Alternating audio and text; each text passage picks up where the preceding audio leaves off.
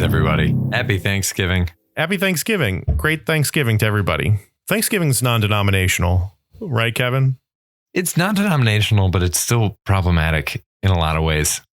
Oh, I was going to say, we're not alienating anyone by saying Happy Thanksgiving. And then I'm like, oh, yeah, thinking about, America and how Thanksgiving is.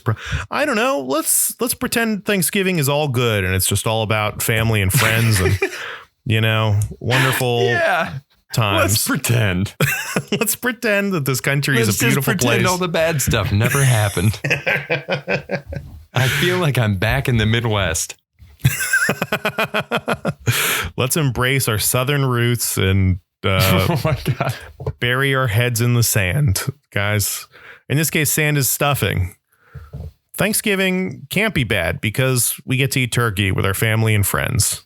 I'm sure looking around the table, you're not seeing many Native American people. That's because of the first Thanksgiving, which was terrible and systematically exterminated an entire population of people that were already here when our ancestors showed up. So I hope you enjoyed these funny on the clips ground right now. So Holy shit.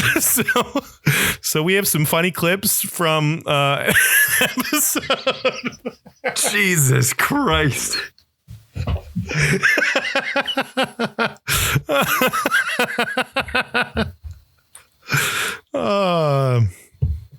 Here, let me take one. Is any of this usable? Hey, happy Thanksgiving, everybody. We got a cornucopia of extra helpings of giggles from our recording sessions this year so far. So sit back, relax, and enjoy some pre-podcast ramblings from myself, Tim Keck, and Kevin Bauer. We then did a podcast after this, and it was great. You've probably already listened to it, but there's no spoilers in this. It's just us talking about food and other stuff, probably how my mom won't sit on any of the furniture that I get. And, Kevin, what are you doing for Thanksgiving? Oh my gosh. My folks are coming into town. Might try to see part of the Macy's Thanksgiving Day Parade if we get up early. But again, I can't reiterate that the podcast we recorded afterwards was great. It was so good. So while you listen to this, just know that it preceded a true work of art. And I think I think that makes this special in and of itself. That's right, Kevin. This is special. And you know what else is special? Spending quality time with your family and loved ones. Please hold your friends close and your enemies closer this Thanksgiving. As you both plug in an AirPod, a headphone, or a Bluetooth speaker, or maybe just a ride in the car and listen to our glorious pre-podcast chatter. Enjoy. Tim, aren't you going to Columbia? I am going to Columbia. I'm going to Columbia. My roommate, my old college roommate, who swears he is not a drug kingpin, lives in Columbia, and I'm going to go stay with him. He didn't say I would have to sleep with prostitutes, but it's an option. And I don't have to do drugs, but they are available. I mean, these aren't the reasons I'm going, but technically that's always the case. Yeah, sex work is work, Kevin. And in this economy, we got to do everything we can to help. You flipped that table on me so fucking fast. Holy shit. Sweep the goddamn leg. I mean, a lot of people work at Nike and they still have sweatshops. So what the fuck are we even saying by this? Words are meaningless, Kevin. You can make anything say anything. Exactly. Sex work is work. Nike are great shoes. Just do it, kids. Sewing in a factory in some third world country in a windowless warehouse. Your families and your lives depend on it. Well, on that note, enjoy the Thanksgiving ramblings.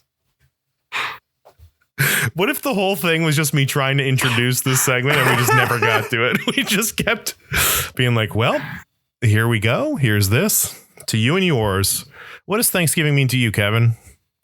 Thanksgiving to me means taking a moment out of the hustle and the bustle of everyday life to sit down around the table with your favorite family members, the ones that you are more than likely not going to get into a political argument with, and maybe some friends if they, aren't going home because they more than likely would get into a political argument with their family, and carve out time to sit together and talk about how right you are and how wrong everybody else is. To me, it means the slaughter of 12 million indigenous people, but I'm glad that you can take some joy on this horrible, horrific celebration of a tragic time in our country's history, Kevin. But I'm glad your politics won't be challenged in your safe space. So that's nice. Anyway, hope everyone enjoys these pre-podcast ramblings. Oh boy. Okay. Good Here gravy. Good gravy. That's what I'm going to say after Thanksgiving. Yeah, I'll try to give you a good gravy to cut on. Oh, good gravy. Absolutely do not use that one.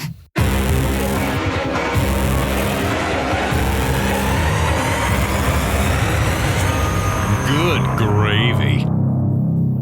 Yeah, that is stressful though. Man, I can't. It's such an adult thing to do. I don't think I'm ever going to do that. Host my parents for Thanksgiving. My mom won't even sit down in my apartment. Oh my God. That's a sick burn. Yeah. She wouldn't at my old place. She wouldn't mind Colby's place. She sat down there, but my other apartment, she wouldn't sit on the furniture. I don't think she'd sit on the furniture here either. Wow. She's a real prude. I mean, what does she think is happening? Just a 24/7 fuck fest? Like you and Pat just going to town on each other? It's not clean, probably. It's like just a dude's apartment. Yeah. Got a lady adds the touch, of like a little more cleanliness, like a new sofa, not one that we found on the street, that kind of thing. There's that element that like my mom is just not for. Like, oh wow, this was rained on how many times? Oh, and it's in your house now? That's good. Oh my God. Do you really have a couch that you found on the street? No, but I had in college, I got one off of Craigslist. And then which is my other apartment was another Craigslist couch, which is kind of the street. It's the street once removed. It's Craigslist is the last from the stop before the street. It's a step from the street. Yeah. We had one in college. We really wanted a couch in college, like in our dorm. And like we bunged, me and my buddy Jeremy, I'm going to Columbia for Thanksgiving. I don't know if I told you that. Oh, nice, dude. Hell yeah. Yeah, it's going to be awesome. Gonna go crash my buddy Jeremy's place for like a night. And then we're going to some Airbnb, like in just the forest on like the top of this mountain. And we're just like looking out in a pool. We're gonna be in a pool, just like looking out at the jungle. Oh my God. So it's going to be awesome. And then we're going to go back to Median for like food before I leave Sunday. And it's going to be super chill. Holy shit. That'll be a blast. But we were roommates in college. We shared a room. And I don't know if you ever had to do that. Do you ever have to like share a room with somebody? Oh yeah. That shit sucks. It's insane. I can't believe that's a thing that happens. It's such a violation of space. But yeah, we bunked our beds. We got a couch. We got like a sectional. We put it in our room and it was the best. Everybody started copying us after that. But we got it off Craigslist. We loaded it into my truck, got it back. We got it into the elevator, which we had to like break into the elevator in our dorm building. And then like once we got in the elevator, the doors closed and just the smell hit us of just like cigarettes and just like it smelled so bad. Oh God. The couch. And so we ended up covering it with baby powder. We washed everything we could. Like after a couple days, it actually was fine. But like we covered the whole thing in baking soda, Febreze, washed it. I mean, we washed the seat cushions and the covers on the cushions, and they looked a completely different color from the rest of the couch. Oh my God. It's just like, but we love that couch. And then when I moved out of that dorm, we each took a piece of it and then put it in our new apartments. So we had like, like the best friend necklace of couches. It was very fun. Yeah, but my mom wouldn't sit on that, of course. That's Well, not. yeah, I that's wouldn't not sit on mom that. Worthy. I don't know. You would have then. After a while, there are definitely guys who would not sit on it, but still good. Cool. You ready to talk about this movie? Yeah. So I wanted to pitch this as an opening. I wanted to open the show a little bit differently this time, and I'm ready to roll right into it. If you're ready to roll right into it, dude, I've been making ramen like crazy. You ever make ramen? Like, you mean like good ramen or like the dollar ramen? No, I've been making like the $1 packets of ramen, but I saw this hack online where you put a raw egg into a bowl and then you add like mayonnaise and peanut butter and ground like a whole thing of garlic. And then you make the ramen in the water and then you pour the ramen and the water in there, mix it all up. Oh, dude, it's so good. I ate it like 3 times yesterday and I've been shitting my brains out ever since. And it's great. I'm going to do it again right after this. That is the most radically unhealthy thing I have ever heard. What? Oh my God. That is like, okay. You're putting, okay. The combined nutrition facts of that thing are like 6 Big Macs. That's like, it's already. Really? Oh is my ramen God. that bad for you? Dude, 1 brick of ramen, the Maruchan ramen stuff, is already like, I think it's like 100% of your daily value of how much salt like an adult man is supposed to get total for a day.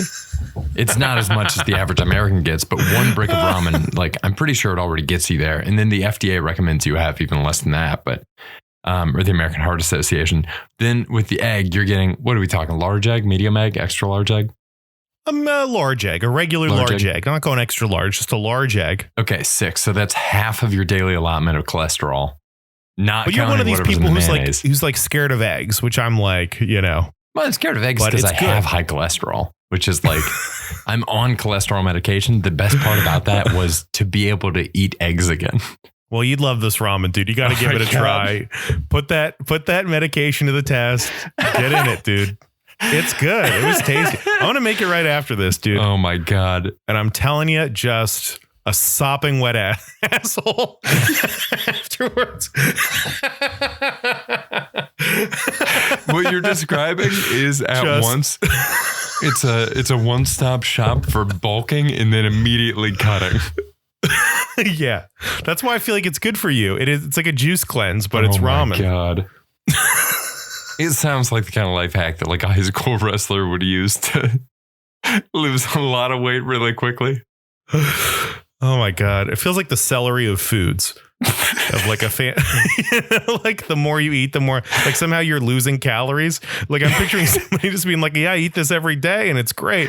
And then they're just like slowly withering away as they die from dysentery or whatever. Oh my God. Oregon Trail like disease they've contracted. Holy shit. I mean, I'm not going to lie to you. It sounds absolutely delicious, but like, oh, dude, it's delicious. I'm going to try and trick Pat into making it tonight too. Pat, I got this new health food recipe. You got to try.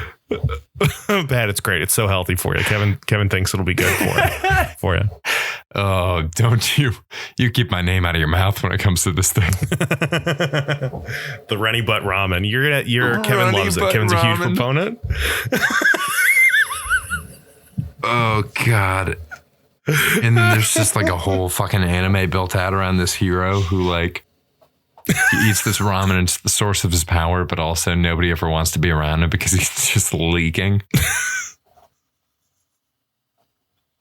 He's powerful for like 1 hour and then he just and even like I mean like 1 hour. Like he's powerful for like 15 minutes and then he feels really slow. And then he slows down hard. And then he needs more runny butt ramen. Yeah, I think runny ramen is the way. Runny ramen is very fun. Have you ever heard that theory of like when there's a song and everybody gets the lyric wrong, it's like that's what the lyric of the song should have been because that's the more memorable version of that. Have you ever heard that? No, but I believe that 100%. Now that you say that, it makes complete sense. Yeah. I totally believe that with runny ramen.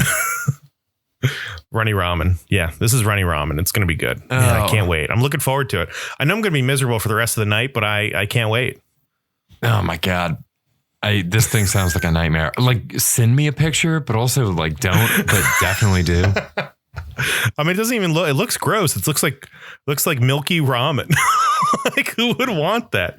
But it's good, dude. I'm telling you, peanut butter in there is a game changer. Peanut butter and noodles is like wild. I think it would definitely add the savoriness that like professional ramen has that the dollar store ramen doesn't have.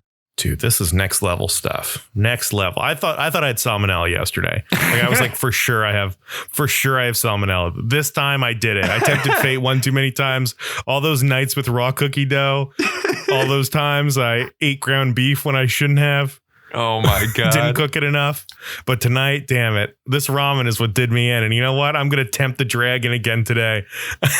Give a fuck. I spit in salmonella's eye and dare it to bite me. Fuck it. Oh my God, dude. Godspeed.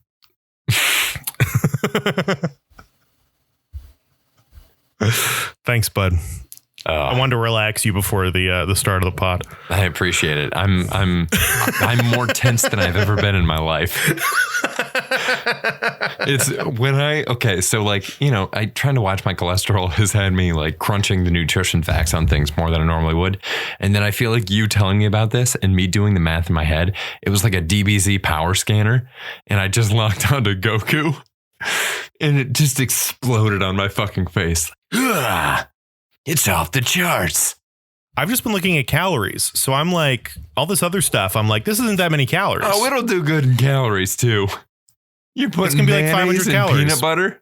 Well, a little bit of like the Kewpie mayonnaise. It's not like a ton of like fancy. It's like the fancy like Asian mayonnaise. Okay. I'm not just like taking like a spoonful of Miracle Whip and plopping it in there. Dude, I'm picturing. I guess I could. Maybe Hellman's. I should try that. No, Throw a little Eddie and tuna in Emily there? Eddie and Emily used to make fried rice, like Benihana style fried rice. It was super good. And they made, there's mayonnaise in that. Yeah. They made a sauce to go with it. And it was like, oh, fuck yeah. This stuff is so good. Every time we were, you know, eating the fried rice, I'd be like, yeah, give me some more of that sauce. And then one time I was home when Emily was making the sauce and it's like a straight up pound cake of mayonnaise. She just took a bottle of Hellman's and squeezed out the whole thing. Got out the spatula, cleaned the bowl. It's like... I can also see you're doing that, having like a jumbo size thing of mayonnaise and taking a spatula and just like going around the edge and then removing the mayonnaise as one giant piece. Yeah. Like one giant jar shaped piece. And it all just kind of comes out together and then like jiggles as a unit. Like a Jell-O mold. It's got the label on it. It's one organ. It's got the but it's backwards, right? Yeah. It's like the reverse of the label or whatever. Impression of the label. Like print. This stuff is so congealed. Print on a piece of plastic came off on it. Holy shit. I feel like it's like silly putty where like, you know, if you put a newspaper on it, the ink would stay. You could stretch out like the article you're reading. Yeah, dude. You take a Bazooka Joe comic and you press it up against the mayonnaise. And then you push your thumb through the other side and you're like, look, the Eye Patch Kid has like a really big nose. Yeah, man. God, I make sauces a lot, and I'll tell you what the base for every sauce is mayonnaise. I made like Bang Bang shrimp sauce. It's mayonnaise. It's mayonnaise and sweet Thai chili sauce. And now I just use sweet Thai chili sauce because it's the best part. That shit rules. So now I'm cutting out the mayonnaise and just going straight to the sugar part. Yeah. But yeah, so that's a healthy choice that I've made. I dig it. Man, I'm scared of this ramen. I hope you didn't ruin this ramen for me, Kevin. I'm so sorry. But also, like, it's for your own good. I want that ramen to ruin me, not the other way around. Sure. Well, it will. Yeah. In the short term and the long term. I only bought a couple more. I can see this is the end. I'm just riding out this trend, and then I'm going to eat too much of it, and I'm going to be like, it's not worth it. It's not worth the price. I can't do this to my laundry lady. I can't put her through this.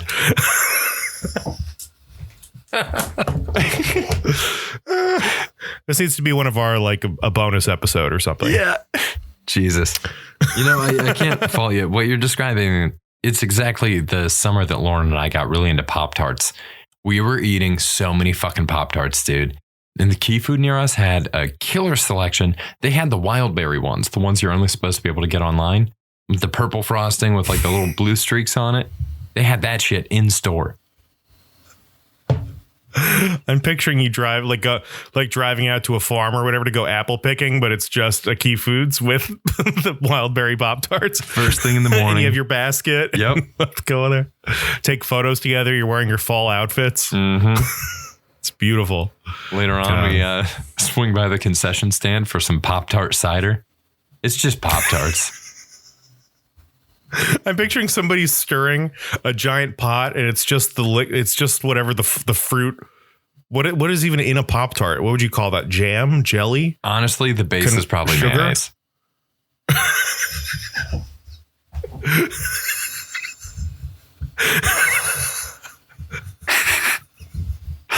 I'm picturing somebody with like a little like a cider cauldron, just stirring the cider, but it's just the inside. It's just the mayonnaise part of the Pop-Tart. Oh my just God. Like simmering in there. And then she'll like crumble a little bit of the edge on the top of your cider when she gives you the cup, and then the presentation is a little bit of the edge. Oh, this be heaven. I'm fucking all about this. God, heaven is a Pop-Tart picking farm. Heaven is a Pop-Tart picking farm. Good gravy. So that was the podcast, Kevin. We did some rambling, and now we're gonna send everybody home to when does this come out? Is this coming out on Thanksgiving, before This is gonna be after Thanksgiving. I mean, this was our We've been doing this whole thing. I thought we were doing this. Is this one not coming out on like Gray Wednesday or whatever you want to call that? I thought because the one we're doing is one's coming out Tuesday, and then Red Notice is coming out on the 23rd, which is before Thanksgiving. So this one would come out after Thanksgiving. I think we got to push Red Notice. Okay, let's do that. Do you think people are clamoring for Red Notice takes? No, I think we can do this as like a Thanksgiving thing. Actually, I think there's a decent chance a lot of people end up involuntarily watching Red Notice on Thanksgiving because their family has no idea what to put on. I think that it's either watch that or the Lions play.